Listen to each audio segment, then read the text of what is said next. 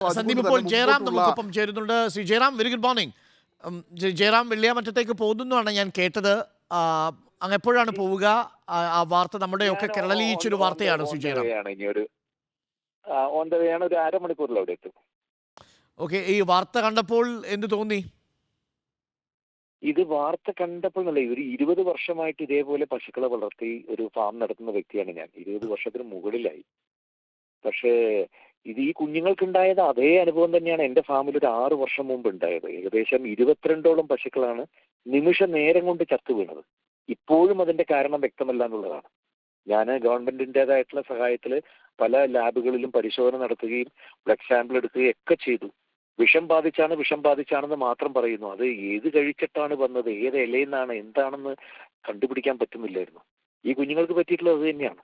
പക്ഷെ ആ കുഞ്ഞുങ്ങൾ പറയുന്നു ഈ കപ്പ ഇലയിൽ വന്നിട്ടുള്ള സൈനൈഡിന്റെ അംശമാണെന്ന് പറയുന്നത്. പക്ഷെ ഞാൻ എൻ്റെ വീട്ടിൽ ഉണ്ടാക്കുന്ന അവിടെ നട്ടു വളർന്ന പുല്ല് തന്നെയാണ് പശുക്കൾക്ക് കൊടുത്തിരുന്നത്. അന്ന് ഞാനും എൻ്റെ ഭാര്യയും കൂടി ഇരുന്ന് കരഞ്ഞത് എത്ര നേരമാണെന്ന്. അപ്പൊ ഈ കുഞ്ഞുങ്ങൾ അനുഭവിച്ച വേദന അതാണ്. ഒരു മാത്രമല്ല, ഈ കപ്പത്തണ്ട് ഉണക്കി കൊടുക്കുന്നത് സ്ഥിരമായിട്ടൊക്കെ കൊടുക്കുമായിരുന്നെങ്കിലും ഇപ്പോൾ അവസാന നിമിഷവും അവരവരുടെ കൈകൊണ്ടാണ് കൊടുത്തത്. മുന്നിൽ ഇത് അസ്വസ്ഥത പ്രകടിപ്പിക്കുന്നതൊക്കെ കാഴ്ചയിൽ കാണുന്നുണ്ട്. പുറത്തേക്ക് ഓടി മരിച്ചു വീഴുന്നതും കൺമുന്നിൽ തന്നെയാണ്. അതാണ്. അല്ല, ഇത് ഞാൻ പ്രത്യേകിച്ച് എൻ്റെ ഓരോ മക്കളെ പോലെയാണ് അതിനകത്തുള്ള ഓരോ പശുക്കളും. ഒന്നും ഞാൻ ആരുടെയും കാശ് കൊടുത്ത്, വല്ലവരുടെ അടുത്തും കാശ് കൊടുത്ത് പശു മേടിച്ചുകൊണ്ട് പോകാന്ന് പറഞ്ഞല്ല ചെയ്തിട്ടുള്ളത്. ബാംഗ്ലൂരും കൃഷ്ണഗിരിയിലും ഹൊസൂറിലും ധർമ്മപുരിയിലും ഓരോ വീടുകളിൽ പുറകെ നടന്ന് കഴിഞ്ഞ 18 വർഷമായിട്ട് ഞാൻ മേടിച്ചിട്ടുള്ള പശുക്കളാണ്.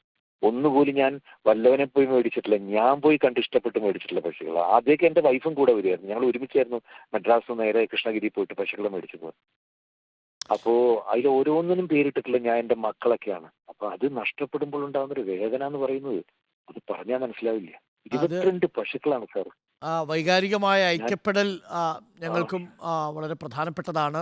അതിൽ വലിയ കാര്യമാണ് താങ്കളെപ്പോലുള്ള ഒരാൾ എത്തുമ്പോൾ ആ കുഞ്ഞിൻ്റെ മനസ്സിൽ ഒരല്പം സാന്ത്വനം കിട്ടുന്നു എന്നത് ചെറിയ കാര്യമല്ല.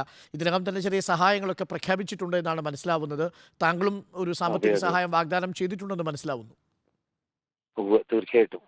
അത് വേറൊന്നുമല്ല, വേണമെങ്കിൽ ആ കുട്ടികളുടെ ഒരു ബാങ്ക് അക്കൗണ്ടിൽ ഇട്ട് കൊടുത്താൽ മതി. പക്ഷെ നേരിട്ട് പോയി ആ കുട്ടികളൊന്ന് സമാധാനിപ്പിച്ചിട്ട്, കാരണം എൻ്റെ അനുഭവം, എനിക്കുണ്ടായ വേദന ആ കുഞ്ഞുങ്ങൾ അനുഭവിക്കുമ്പോൾ ഒന്ന് സമാധാനിപ്പിക്കുകയും ഒരു തുക കുഞ്ഞുങ്ങൾക്ക് ഒരു വലിയ സംഖ്യയാണ്. അപ്പോൾ അത് കൈമാറാൻ സാധിച്ചാൽ ഇന്നിത് കാണുന്ന എത്രയോ പേർക്ക് ആ കുട്ടികളെ സഹായിക്കാനും നാളെ കുട്ടികൾക്കൊരു 100 പശുക്കളുള്ള നല്ല തൊഴുത്ത് അവിടെ നിർമ്മിക്കാനും എല്ലാം സാധിക്കും.